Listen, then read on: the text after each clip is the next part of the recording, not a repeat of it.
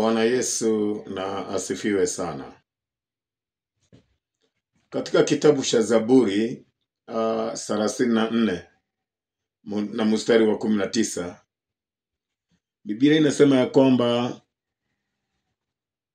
mateso ya wenye haki ni mengi sana.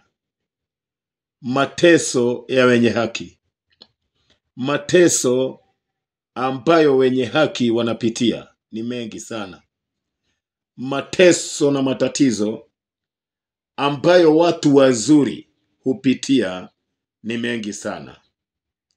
Mateso, shida, matatizo ambayo watu wanaompenda Mungu, watu ambayo wana moyo safi, watu ambayo wanachukia mabaya, watu ambayo ni watulivu, mateso ambayo huwa wanapitia katika dunia hii ni mengi sana.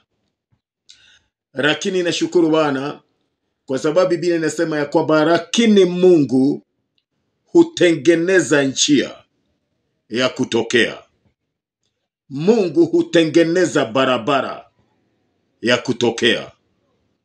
Wewe ambaye unapitia mateso kwa sababu ya magonjwa, wewe ambaye unapitia mateso kwa sababu ya kukataliwa na watu, wewe ambaye unapitia mateso kwa sababu ya ukosefu wa fedha, wewe ambaye unapitia mateso kwa sababu una kesi mahakamani, wewe ambaye unapitia shida, matatizo, mateso, ningependa ujue hili jambo ya kwamba kuongeza na hayo yote bado kuna njia ya kutokea.